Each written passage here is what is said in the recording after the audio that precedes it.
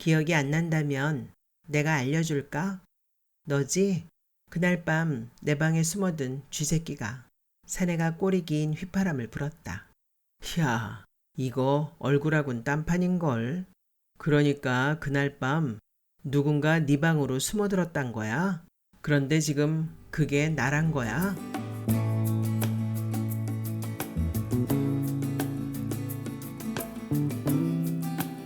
악몽. 하성란. 자명종이 울리지 않는 아침이었다.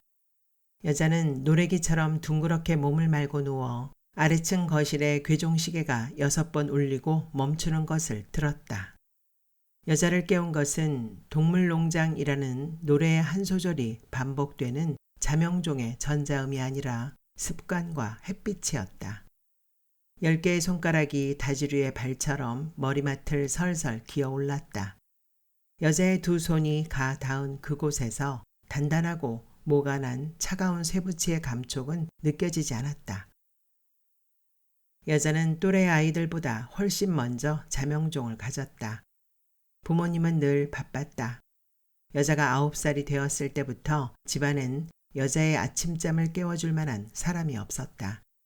밥상 위에는 차갑게 식은 국과 밥이 놓여 있었다.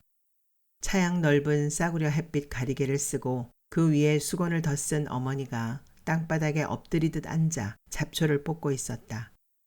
여자는 그날 학교에 지각했다. 부모님이 여자에게 무관심했다는 것은 아니다. 단지 두 사람이 감당하기에 과수원은 너무 넓었다. 매일 잡초를 뽑았지만 그 자리에서 더욱 질긴 잡초들이 자라났다. 자명종이 매일 아침 여자의 잠을 깨워주었다. 자명종은 엄마처럼 이젠 널 깨우기에도 지쳤다 라고 푸념을 하지 않았다. 1년에 한 번 정도 건전지만 갈아 끼워주면 되었다. 드문 일이었지만 자명종이 울리는 시간에 일어나지 않아도 되는 날들이 있다. 이불을 얼굴 위까지 끌어당겼지만 햇빛이 혼이불을 뚫고 들어와 눈꺼풀을 쏘아댔다. 집은 얕은 구릉지 위에 지어져 있었다. 집 앞의 작은 마당을 제외하면 그 나머지는 모두 배밭이었다. 하루 해가 길었다. 과수원 터로는 안성맞춤이었다. 햇빛이 과육을 익히고 속까지 단맛이 배어들게 했다. 숨을 들이쉴 때마다 혼이불자락이 코로 달라붙었다. 콧김으로 축축해진 이불에서는 여러 가지 냄새가 났다. 하이타이와 아이보리 비누, 시큼한 침 냄새에 섞여 바람 냄새가 났다. 비가 내리기 직전 과수원의 배나무들 사이를 통과해 불어오는 비릿한 바람 냄새. 사내의 옷과 숱이 많은 머리카락에서도 그 냄새가 났었다. 8자, 6자 크기의 방 안은 무균실처럼 깔끔하게 정돈되어 있었다. 여자가 자신을 방어하기 위해 내던진 책들은 어느새 책꽂이에 꽂혀 있었고 뜯겨나간 잠옷의 단추들도 제자리를 찾아 단단하게 바느질 되어 있었다. 하지만 공기 속에서는 벌써 부패의 냄새가 났다. 종종 날것처럼 싱싱한 꿈들을 꾸곤 했었다. 억센 손에 의해 벼랑 아래로 떼밀렸고 구둣발 소리에 쫓기다 막다른 골목길에 몰렸다. 150km로 달리고 있는 자동차의 제동장치가 말을 듣지 않고 처음 보는 낯선 사내가 여자의 귓가에 대고 후끈한 입김을 내뿜었다. 꿈을 꾸는 동안 여자는 키가 컸다. 하지만 오늘 아침 자명종은 울리지 않았다. 괴종시계가 6시 30분을 알렸다. 요의 때문에 아랫배가 뭉근히 쑤셔오기 시작했다. 습관이란 무서웠다. 바닥에 내려놓은 발꿈치가 각진 물건을 밟았다. 몸이 외로 틀렸다. 침대보 자락에 가려져 있었지만 그것은 자명종이었다. 시계 바늘은 2시 35분에 멈춰 있었다. 오늘 아침 자명종이 울리지 않은 것은 방바닥에 떨어질 때의 충격으로 튀어 달아난 건전지 때문이었다. 1.5V짜리 고양이가 그려진 건전지는 방 어디에도 보이지 않았다. 자명종의 모서리에 호박씨만한 크기의 핏자국이 말라붙어 있었다. 그건 꿈이 아니었다. 지난 새벽 여자는 아래층으로 통하는 계단을 뛰어내려갔다. 나무로 짜맞춘 속이 빈 계단은 여자의 가벼운 체중에도 텅텅 소리를 내며 울렸다. 안방문이 열리고 얼굴이 나와 허공을 두리번거렸다. 사이를 두고 거실 천장에 형광등이 켜졌다. 어머니가 내이 속에 손을 넣어 소리나게 살갗을 긁었다. 잠이 덜 깬 주름진 눈꺼풀이 활짝 열렸다. 어머니는 단추가 뜯겨나가 벌어진 앞섭 안으로 딸아이의 가슴을 보았다. 딸아이의 입은 수건으로 재갈이 물려 있었다. 어머니는 딸에게 생긴 일을 직감했다. 뒤늦게 뛰어나온 아버지가 2층 여자의 방으로 뛰어 올라갔다가 내려왔다. 거칠게 열린 현관문이 벽에 부딪히며 튕기쳤다. 앞마당을 지나고 배밭을 가로질러 뛰어가는 아버지의 발작 소리가 멀어졌다. 과수원 한쪽에 임시로 지은 가건물 안에는 30명 남짓한 일꾼들이 자고 있었다. 아버진 일꾼들이 깨는 걸 원하지 않았다. 막사 앞을 지나갈 때는 발소리를 죽였다. 어머니가 우왕청심환을 갠 숟가락을 여자의 입에 들이밀어 억지로 흘려 넣었다. 사례질 때문에 약은 입 밖으로 뿜어져 나왔다. 먼 곳에서 개들이 사납게 짖어댔다. 그건 개들이 낯선 사람을 발견했다는 표시였다. 진정제 탓이었는지 자꾸 졸렸다. 아버진 아주 늦게 돌아왔다. 아버지가 말했다. 배나무 사이로 도망치던 건 사람이 아니라 옷가지였어. 막사에서 일꾼들이 빨아 널어 놓은 옷 말이야. 게다가 창문은 안에서 걸려 있었어. 어머니가 아버지의 말을 되받아 못을 박듯 이야기했다. 그래요. 틀림없이 창문은 안에서 걸려 있었어요. 여자가 잠든 곳은 거실의 긴 의자 위였다. 눈을 떴을 때 아무 일도 없었던 듯 여자는 2층 자신의 방 침대 위에 누워 있었다. 화장실로 가면서 여자는 다리를 저렀다. 엉치뼈가 뻐근했다. 양변기에 앉아 참고 참았던 오줌을 길게 누웠다. 수도꼭지를 힘껏 틀어놓고 세수를 했다. 세면대에 튄 물이 여자의 잠옷 앞자락을 흥건히 적셨다. 거울에 뿌연 김이 서렸다. 손바닥으로 닦은 거울 속에서 여자의 얼굴이 담겨 있었다. 그 얼굴을 찬찬히 들여다보고 있으려니 눈과 코, 입의 부조화가 느껴졌다. 피카소의 그림처럼 눈, 코, 입이 엉뚱한 곳에 달린 거울 속의 여자가 질책했다. 잘도 내 얼굴을 망쳐놓았겠다. 주방 쪽에서는 여느 날 아침과 다름없이 밥물이 끓는 냄새와 사기 그릇들이 부딪히는 소리, 칼이 도마에 닿는 소리가 정겹게 들려왔다. 현관문이 열리고 조간을 갖고 들어오던 아버지가 계단 중간쯤에 선 여자를 보고 활짝 웃어주었다. 여자는 아버지와 신문을 나눠들고 앉아 기사를 읽었다. 신문의 날짜를 보고서야 여자는 뭔가 잘못된 것을 깨달았다. 여자가 자고 있는 사이 하루라는 시간이 증발해버린 것이었다. 신문 한 귀퉁이에 지난밤 사이 윤전사로 죽은 신원 미상의 사내에 관한 기사가 아주 작게 실려 있었다. 그것은 눈에 띌 만한 기사거리는 아니었다. 뺑소니 차 사고란 흔했다. 그 사고 현장은 과수원에서 1시간 거리에 있는 국도변이었다. 어제 새벽 여자는 잠속에서 저속 기어로 놓은 트랙터가 과수원을 빠져나가는 소리를 들었다. 트랙터는 날이 밝기 전에 다시 과수원으로 되돌아왔다. 아버지는 돋보기를 걸치고 일기예보를 소리내 읽고 있었다. 아침 밥상의 차림도 예전과 다를 것이 없었다. 무언가 큰일이 있었던 다음 날 아침의 밥상치고는 너무 평범했다. 다른 어머니였다면 아침상을 차리기는커녕 이불을 뒤집어 쓰고 앓고 있어야 했다. 그러면 여자는 되레 어머니 곁에 앉아 어머니의 손을 잡고 위로할 것이다. 난 괜찮아요. 그러니 아무 걱정 마세요. 음식이 너무 짜다면서 소금이 과하면 독약과 마찬가지라고 아버지가 핀잔을 늘어놓았다. 늘 보던 광경이었다. 부모님은 자신의 캐릭터를 완벽하게 소화해내는 중견 배우처럼 어느 평범한 중산층 가정의 아침 식사란 제목의 영화 한 장면을 연기하고 있었다. 반찬을 해적이는 딸을 향해 아버지가 걱정스럽게 물었다. 아버진 딸을 사랑했다. 왜, 입맛이 없니? 그리곤 어머니에게 그것 봐, 음식이 늘 이 모양이니 어디 입맛이 나겠어? 하고 말했다. 여자는 둥글고 매끈한 아버지의 이마를 쳐다보며 말했다. 아버지, 그렇게 웃지 않으셔도 돼요. 간밤에 있었던 일 말이에요.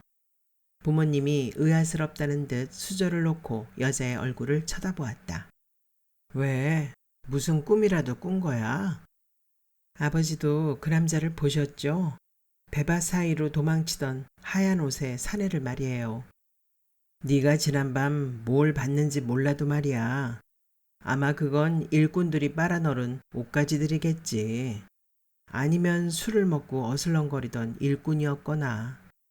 그저께 낮에 사다리에서 떨어진 후로 넌 오늘 아침까지 내쳐 잠만 잤단다. 몹쓸 꿈을 꾸었구나. 하지만 분명 누군가 내 방에 들어왔었다고요. 아버지가 숟가락을 들어 여자의 입을 막았다. 앞짧은 소리 마라. 내가 있는 한 우리 집은 안전하다. 그건 꿈이야. 더 이상 아무 말 말자. 여자는 맨밥을 삼키듯 말문을 닫았다. 부모님은 딸의 장래에 대해 걱정했다. 결혼 정년기에 접어들자 딸에게 걸려오는 전화에도 신경을 곤두세웠다. 전도 유망한 젊은이의 아내가 되고 건강한 아이들을 낳고 시골이 아닌 도시의 아파트에서 잡초를 뽑는 대신 피아노를 치면서 여유롭게 살기를 바랬다. 부모와 딸 사이에도 털어놓고 말하지 못할 것들이 있었다. 치기 싫은 피아노를 배우면서 여자의 가슴 속에 지하실이 생겼다. 철이 들면서 지하실은 조금씩 넓어지고 깊어졌다. 부모님은 집을 방문한 사촌이나 친구들에게 여자를 인사시키면서 말수가 적고 조용한 아이라고 소개했다. 아버지는 새벽 늦게 집으로 돌아왔다. 잠결에 아버지의 트랙터 소리를 들었다. 아버지는 그 흰옷의 사내를 끝까지 쫓아갈 것이다.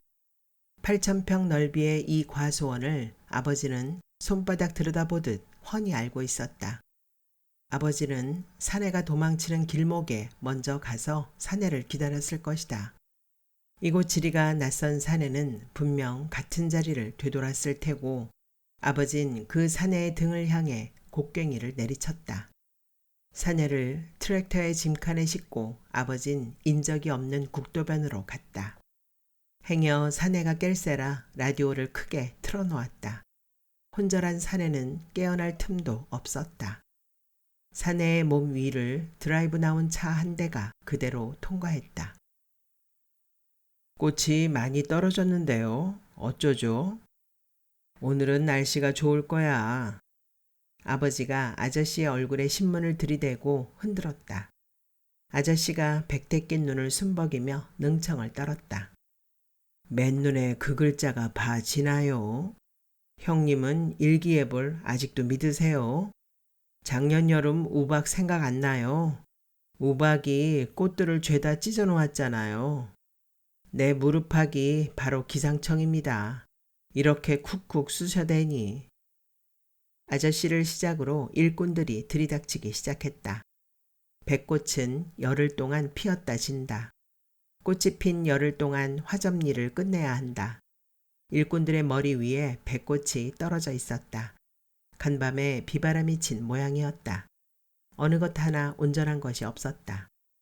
일꾼들이 손으로 머리를 툭툭 털며 거실로 올라섰다. 여자는 어머니를 거들어 거실 안쪽에 늘어놓은 밥상 위에 반찬과 밥이 담긴 그릇들을 옮겨 놓았다. 일꾼들에게서는 다 바다 냄새가 났다. 일꾼들은 연신 하품을 해댔다.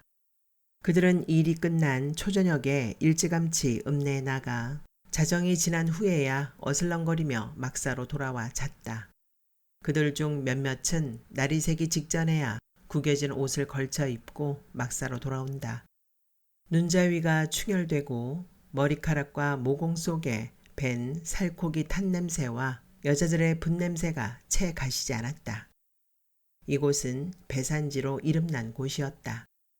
읍내가 들어선 분지를 둘러싼 산기슭이 온통 배밭이었다. 봄과 가을이면 읍에 있는 버스터미널에 낯선 사람들이 내렸다. 전국 각지에서 온 버스들이 터미널에 집결했다. 버스들이 먼 곳에서 사내들을 싣고 왔다. 터미널 앞으로 술집과 음식점들이 즐비하게 들어섰다. 밤이면 공터마다 포장을 친 간이 술집들이 자리 잡았다. 여자의 피아노 교습소도 그 가운데 끼어 있었다. 여자는 항상 정오가 지난 시간에 교습소의 문을 열었다. 그때까지도 문을 열지 않은 가게들 앞을 지나갔다. 일꾼들은 화접시기인 봄과 배를 따는 늦여름에서 초가을까지 이곳에 머물렀다. 일을 마치고 버스터미널에서 집으로 돌아갈 버스를 기다리는 그들의 수중에는 간신히 버스표 값만 남아있다. 비좁은 현관엔 일꾼들이 꿰어 신고 온 운동화와 군화, 플라스틱 슬리퍼들이 잔뜩 쌓였다. 모두 낡고 때가 묻었다. 여자는 2층 계단참에 앉아 일꾼들을 내려다보았다. 간혹 사촌뻘 되는 사람들이 섞여 있었지만 대부분 낯선 얼굴들이었다. 술과 담배에 찌들고 햇빛에 탄 피부는 재생용지 같았다. 한 번도 그들의 얼굴을 눈여겨본 적이 없었다. 읍에 나가거나 돌아올 때면 불이 나게 배나무 사이를 뛰었다. 배나무 사이에서 휘파람이나 짓궂은 웃음소리가 따라왔다. 그날 밤 개들은 짖지 않았다. 개들은 영리해서 멀리서 아버지가 모는 트랙터의 소리만 듣고도 꼬리를 흔들었다. 사내는 2층으로 연결된 홈통을 타고 기어 올라와 여자의 방으로 숨어들었다. 읍내로 나갔던 일꾼들은 술에 취해 막사에서 자고 있을 시간이었다. 묶어놓지 않은 2마리의 세퍼드는 밤새 집 주변을 배회했다. 사내가 세퍼드의 눈을 피할 수는 없었을 것이다. 인기척을 느낀 여자가 비명을 지를 시간도 없었다. 사내가 손바닥으로 여자의 입을 틀어막았다. 손바닥이 불덩이처럼 뜨거웠다. 입을 막지 않은 다른 손으로 여자를 일으켜 세워 뒤에서 껴안았다. 여자의 머리가 사내의 빗장 뼈에 닿았다. 등으로 쥐어짜는 듯 뛰고 있는 사내의 심장이 느껴졌다. 사내가 잠깐 주춤하는 사이 여자는 사내에게서 벗어나며 손에 닿는 물건들을 집어던졌다. 사내의 주먹이 여자의 아랫배를 세게 쳤다. 고통으로 벌어진 입속에 재빨리 수건을 쑤셔 넣었다. 창밖은 활짝 핀 백꽃 때문에 희붐했지만 사내의 얼굴은 윤곽조차 보이지 않았다. 키가 컸고 힘이 셌다. 중학교 때 여자는 쌓아놓은 배상자들이 무너지면서 그 밑에 깔린 적이 있었다. 일꾼들이 뛰어와 배상자를 드러낸 이후에도 상자들의 하중은 기억에 남아 있었다. 사내의 체중은 여자가 깔렸던 15kg짜리 배상자로 5상자가 넘는 무게였다. 여자는 2팔을 허우적거리면서 흉기가 될 만한 것을 찾았다. 손에 자명종이 만져졌다. 자명종을 사내의 얼굴로 던졌다. 지난밤 여자가 알 수 있었던 건 사내의 체중뿐이었다. 야, 먹물! 일꾼 하나가 맞은편에 앉은 일꾼들 중에 한 명을 턱짓으로 불렀다. 부엌에 가서 주전자 좀 갖고 와. 일꾼의 말에 어정쩡하게 사내가 일어섰다. 구부정하게 어깨가 굽어 있었지만 큰 키였다. 사내가 주방으로 가서 12리터들이 양은 주전자를 2손으로 들고 왔다. 주전자를 든 손목이 후들거렸다. 일꾼의 밥그릇에 물을 따라주고 사내가 상체를 일으켜 세웠다. 일꾼들 가운데 가장 나이가 어려 보였다.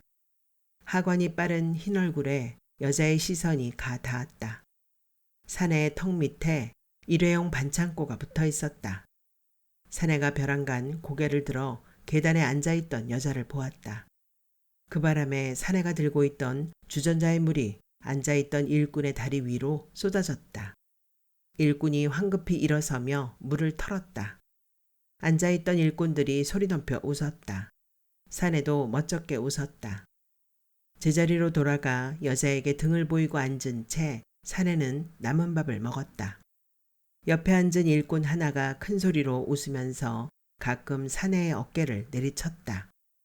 사내는 후다닥 밥 한 그릇을 비우고 제일 먼저 밖으로 나갔다. 십장 아저씨가 아버지에게 소곤거렸다. 곰바지런한 녀석이에요.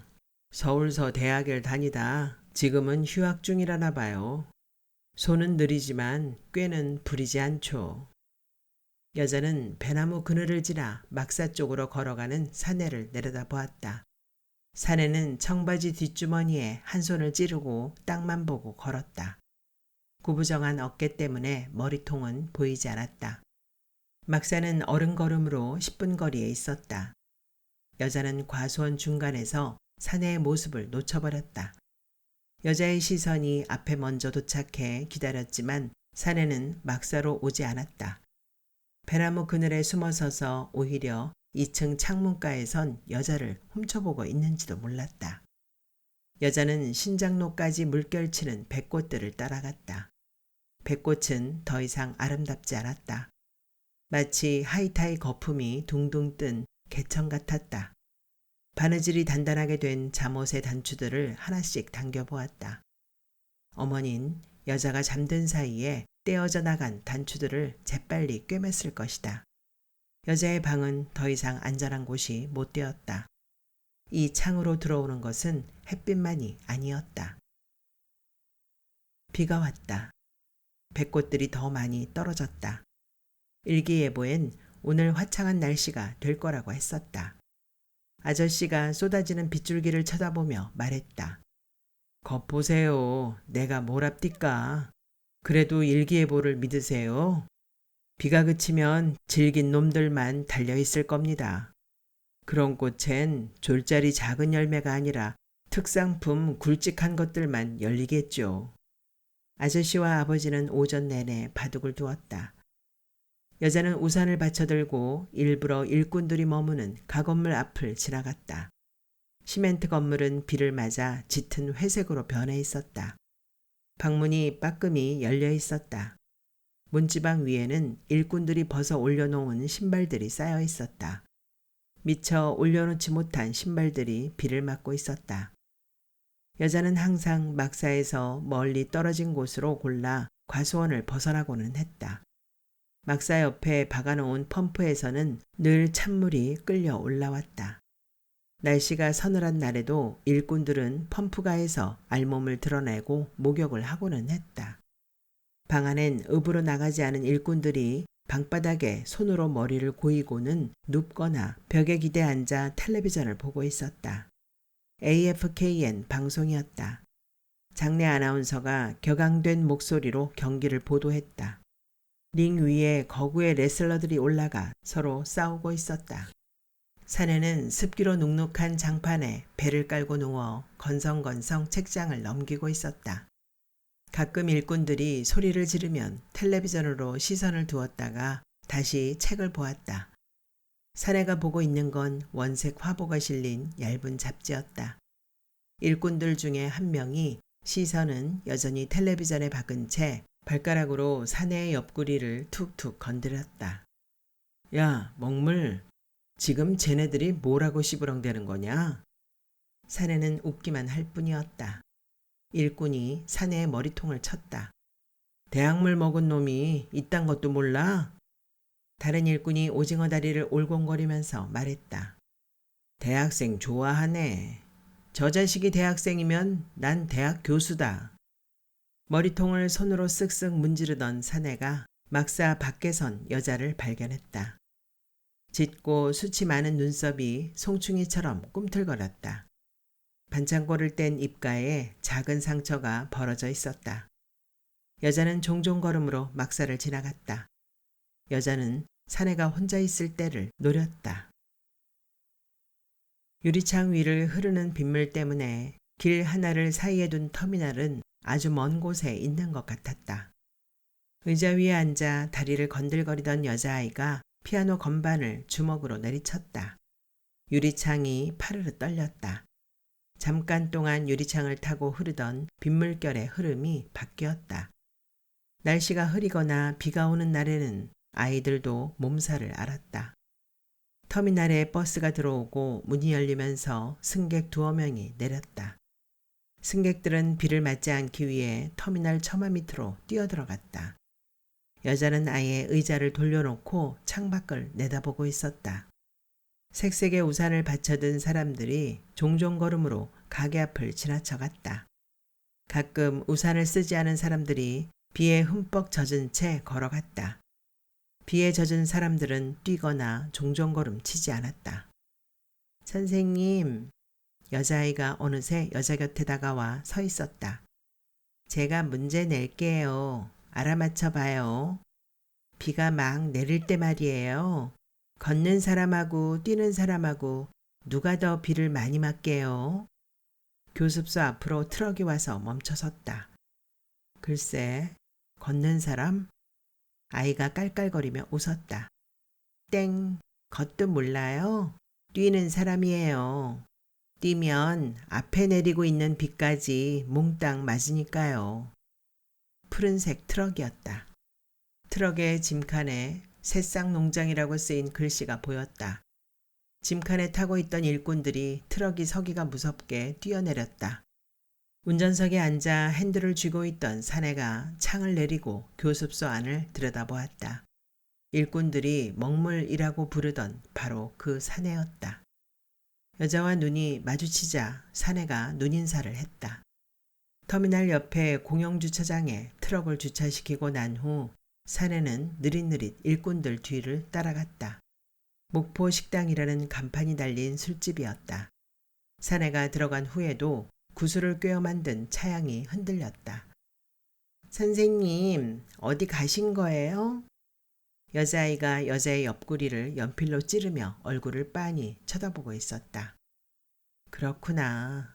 그래서 우산 없이 비를 맞는 사람들은 뛰지 않는구나. 배나무마다 사다리가 걸쳐졌다. 숫꽃을 떼어 암꽃 위에 붙여주는 화접리를 하느라 나무 아래에서 보면 사다리 맨 꼭대기에 걸쳐놓은 사내들의 옷과 더러운 신발들만이 보였다. 일꾼들은 분주히 손을 놀리면서도 쉴 새 없이 떠들어댔다. 배나무에 매달린 일꾼들 중에서 사내를 찾기란 쉽지 않았다. 여자를 발견한 일꾼들이 휘파람을 불었다. 여자는 느릿느릿 집으로 올라왔다. 마당에 서면 8,000평에 육박하는 과수원이 한눈에 내려다 보였다. 가끔 일을 마친 일꾼들이 사다리에서 내려와 다른 나무로 사다리를 옮겨놓고 올라가는 것이 보였다. 날 찾고 있어? 대뜸 반말이었다. 여자는 뒤를 돌아보지 않고도 목소리의 주인을 단번에 짐작할 수 있었다. 사내가 두어 걸음 뒤에 서서 눈으로 여자의 몸매를 훑고 있었다. 부엌에서 나온 모양이었다. 세퍼드가 사내의 곁에 바싹 붙어서서 혀로 사내의 운동화를 핥았다. 네가 나한테 눈독 들이고 있다는 거 알아. 사내가 이죽거렸다. 우린 할 얘기가 있어. 여자가 사내를 앞서 걸었다. 양동이 속에 든 막걸리가 출렁이는 소리가 들려왔다. 세퍼트가 따라붙었다. 땅을 발로 차며 으름장을 놓았지만 개는 잠깐 뒤로 물러섰다 다시 쫓아왔다. 여자는 돌멩이를 던져 개를 쫓았다. 막사 옆에 창고로 갔다. 이 시간에 인적이 없는 곳은 이곳뿐이었다. 창고 한 면에는 노란 플라스틱 상자들이 포개져 천장까지 쌓여 있었다. 사내는 손에 든 양동이를 내려놓고 담배를 피워 물었다. 할 얘기란 게 뭐야? 난 바빠. 사내가 눈짓으로 술이 든 양동이를 가리켰다. 술 기운이 없으면 일하지 못하는 작자들이니까. 턱 밑에 그 상처 어쩌다 난 거야? 여자는 낮고 앙칼지게 사내에게 쏘아붙였다. 사내는 대답 대신 담배를 깊이 빨아들였다가 입을 오므리며 연기를 내뿜었다. 고리 모양의 연기가 입속에서 연거푸 피어올랐다. 기억이 안 난다면 내가 알려줄까? 너지? 그날 밤 내 방에 숨어든 쥐새끼가. 사내가 꼬리 긴 휘파람을 불었다. 야, 이거 얼굴하곤 딴판인걸. 그러니까 그날 밤 누군가 네 방으로 숨어들었단 거야? 그런데 지금 그게 나란 거야? 피담한 담배꽁초를 발로 비벼 끄며 코웃음을 쳤다. 치, 웃기고 있네. 읍에 나가면 여자는 세고 셌어. 그럼 그 상처는 뭐야? 넌 내가 던진 자명종에 얼굴을 맞았어. 그 상처가 바로 그 증거야. 여자는 껌을 씹듯 빠르게 중얼거렸다. 이 상처는 면도하다 베인 거다. 면도를 안 하는 건 애들하고 여자들 뿐이지. 이곳엔 남자들 천지고. 사내가 다가와 여자의 어깨를 움켜쥐었다. 손가락이 살을 파고들었다.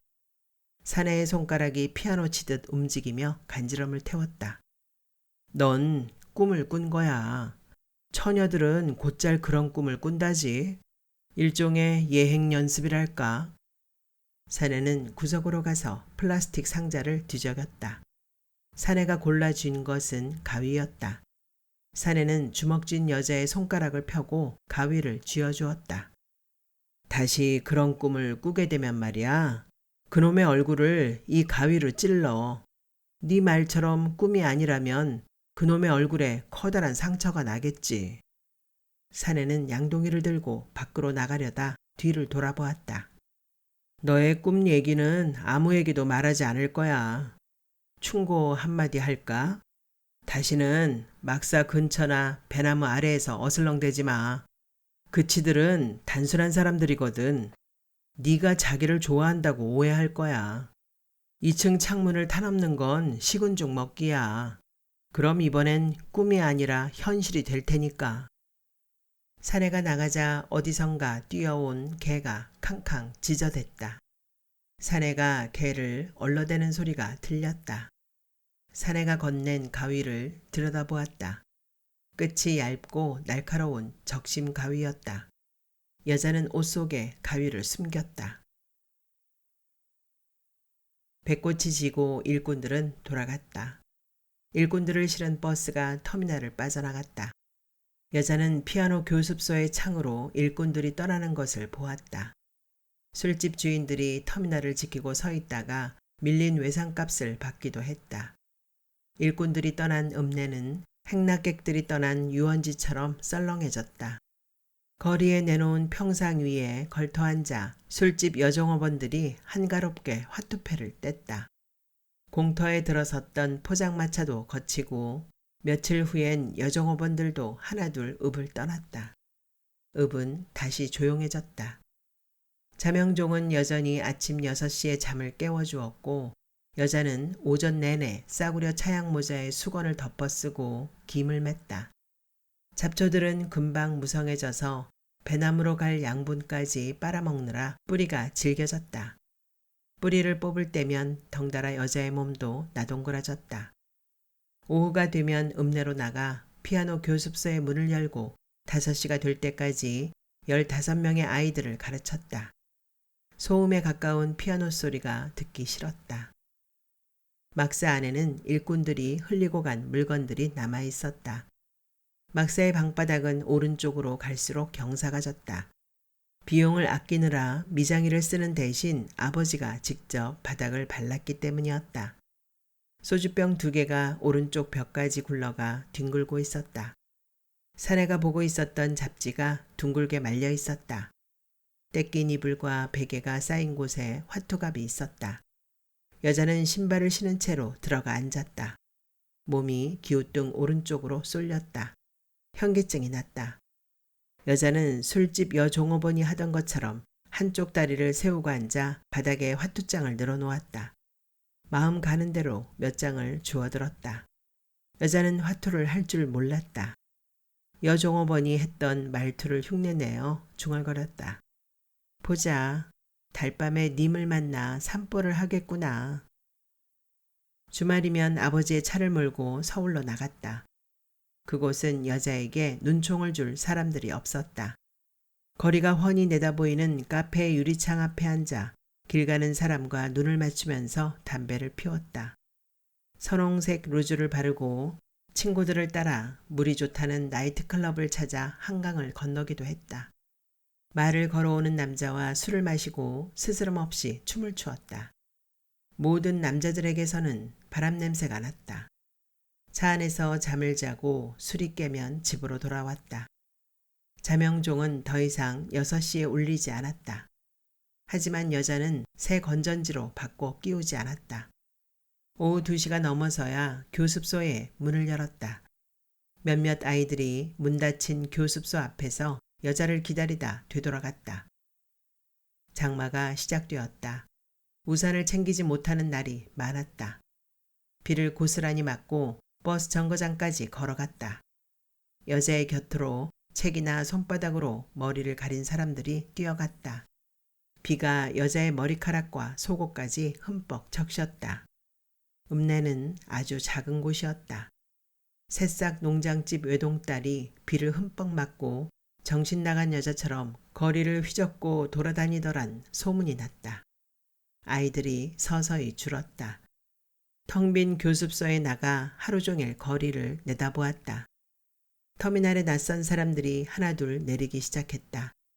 그들은 근처의 가게로 들어가 담배를 사면서 주인에게 농장의 일자리를 물어보았다. 텅 비었던 막사에 불을 뗐다. 장마를 지나는 동안 도배지와 장판에 곰팡이가 슬어 있었다. 밤에도 일할 수 있도록 전기를 끌어와 배나무와 배나무 사이에 알전구들을 매달았다. 일꾼들이 돌아왔다. 올해는 배 풍년이었다. 뱃값이 떨어질 거라고 아버지가 아저씨와 얘기하는 것을 들었다. 적게 열려 고가에 적게 파는 것이나 많이 열려 싼 값에 많이 파는 것이나 그게 그거 아니냐고 아저씨가 큰소리쳤다. 신고배의 특상품이라고 인쇄된 종이 상자들이 집안 가득 쌓였다. 피아노 교습이 없는 날이면 하루 종일 꼬박 상자를 접었다. 막사 안은 다시 일꾼들로 붐볐다. 공터에 포장마차가 들어서고 앳된 얼굴의 여자들이 터미널에 내렸다. 어머니는 식당용 대형 전기밥솥을 꺼냈고 집안은 밥물이 끓어오르는 냄새로 가득 찼다. 현관엔 더럽고 낡은 운동화와 군화들이 쌓였다. 여자는 아침 밥상에 앉은 일꾼들을 눈으로 훑었다. 사내는 막차를 타고 읍에 도착했다. 과수원까지 오는 차편이 끊긴 뒤라 과수원까지 걸어왔다. 아침 밥상에서 여자는 밥을 먹고 있는 사내를 발견했다. 좀 야위어서 광대뼈가 튀어나왔고 머리카락이 자라 어깨에 닿으면서 밖으로 밀려 있었다. 과수원엔 천여 구리의 배나무들이 심겨 있었다. 배나무들마다 달고 물이 많은 과육들이 촘촘히 달려 있었다. 가끔 배 무게를 이기지 못한 잔가지가 부러지기도 했다. 배나무에 일꾼들이 올라가 있었다. 사다리를 기대놓고 올라가 배를 따서 과굴이라고 불리는 광주리에 넣었다. 알이 굵어 채 10개도 따지 못해 과구리가 가득 찼다. 과구리가 차면 사다리 아래로 들고 내려와 군데군데 놓인 플라스틱 상자에 쏟아부었다. 아저씨가 나무 사이사이를 헤집고 다니면서 일꾼들에게 잔소리를 늘어놓았다. 이것들 봐. 조심조심들 다뤄. 상처 안 나게 하란 말이야. 상처가 나면 일당은 없어. 조심히 다루어도 배는 흠집이 났다. 배들은 자신이 가진 유일한 흉기인 꼭지로 서로에게 흠집을 냈다. 배나무 위에는 까치가 파먹고 남은 배들이 썩고 있었다. 벌레들은 당도가 높은 배만 골라 파먹었다. 상처가 나거나 벌레 먹은 배를 사러 읍내에서 손님들이 왔다. 그들은 터미널 앞이나 시장 한 귀퉁이에 앉아 상처난 배를 헐값에 팔았다. 저녁이면 알전구 아래에서 배를 때깔 크기대로 분류하고 스티로폼에 싸서 상자에 포장하는 작업이 이루어졌다. 새벽이면 배상자를 가득 실은 트럭들이 서울의 백화점과 농산물 센터로 뿔뿔이 흩어졌다.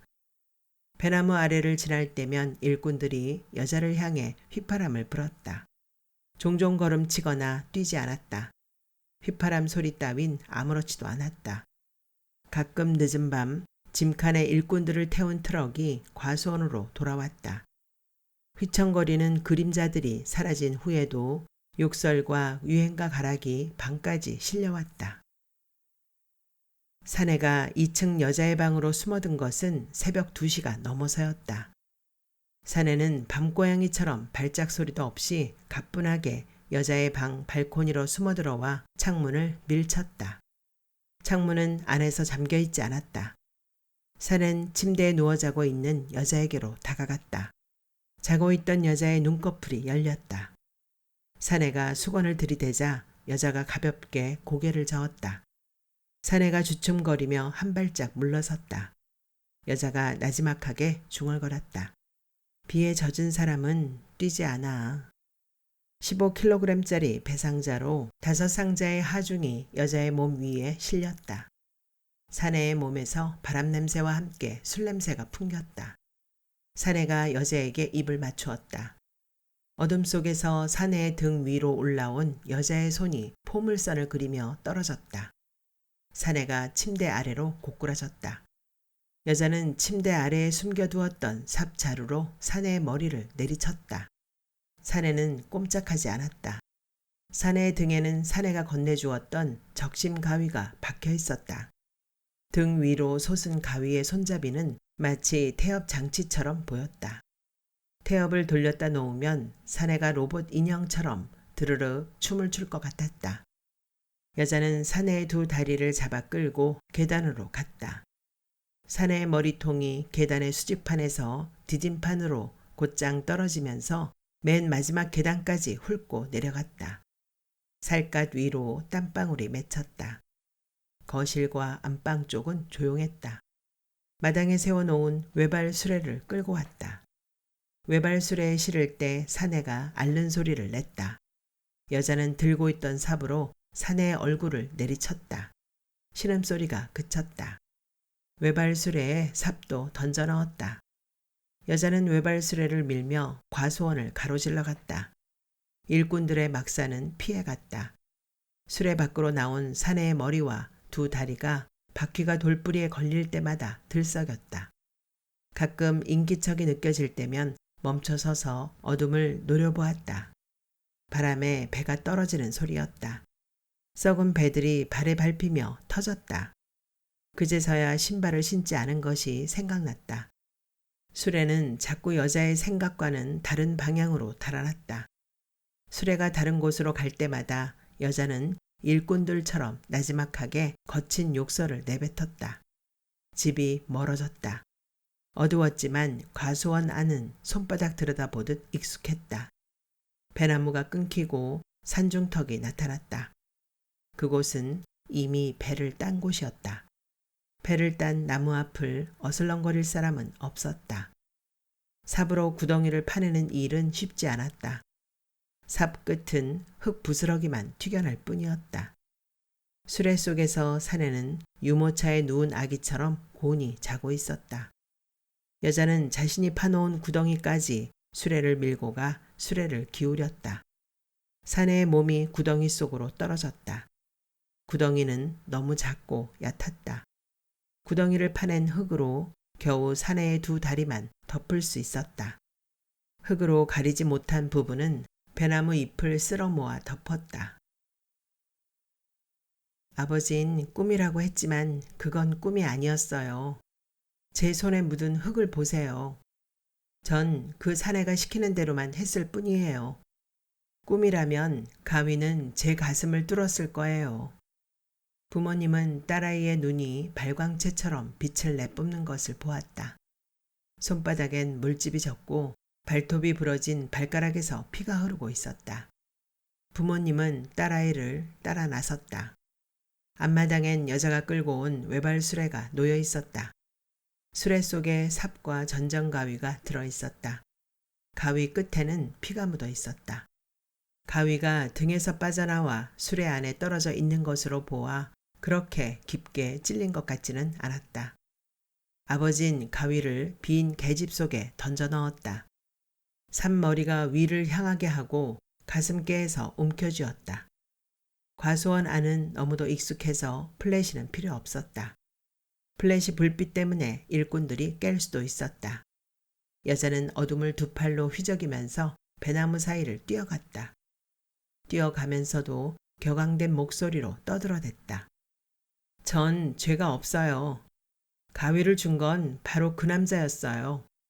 아침에 경찰서로 가겠어요. 정당 방위였다는 걸 믿어줄까요? 아니, 아무도 모를 거예요. 국도변으로 갈까요? 거긴 교통사고 다발구역이잖아요. 아니에요. 그냥 거기가 좋겠어요. 뜨내기 한 명 사라진다고 누가 알겠어요? 딸아이를 따라잡느라 부모님은 숨이 찼다. 이슬이 바짓가랑이를 적셨다. 이윽고 여자가 배나무 아래에 섰다. 무릎을 꿇고 앉아 나뭇잎을 긁어냈다. 나뭇잎 더미 속에는 아무것도 없었다. 이상하다. 여기가 아닌가 봐요. 맞아요. 저 나무 밑이에요. 여자는 곁에 배나무 밑으로 가 나뭇잎을 긁어냈다. 하지만 이번에도 산에는 없었다. 아버지가 물었다. 표시를 해두었니? 여자는 아버지에게서 삽을 빼앗아 쥐었다. 아니요. 과수원은 구석구석까지 훤한걸요. 여자는 다른 배나무 아래로 뛰어가 삽질을 했다. 그곳에도 산에는 없었다. 아버지가 여자를 일으켜 세워 어깨를 흔들어댔다. 8,000평 과수원에 심긴 배나무 밑을 다 파볼 수는 없는 일이야. 여자가 소리쳤다. 아니에요. 배를 딴 나무 밑에 묻었어요. 아버지가 여자의 입을 막았다. 아버지가 낮은 목소리로 여자를 진정시켰다. 배를 딴 나무만 해도 700그루가 넘을 거다. 그리고 날이 밝으면 배를 딴 나무의 수는 더욱 늘어나겠지. 여자는 비명을 질렀다.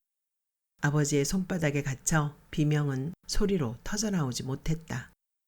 여자에게 현실은 영원히 깨지 않을 악몽이었다. 어슴풀에 사위가 밝아오고 있었다.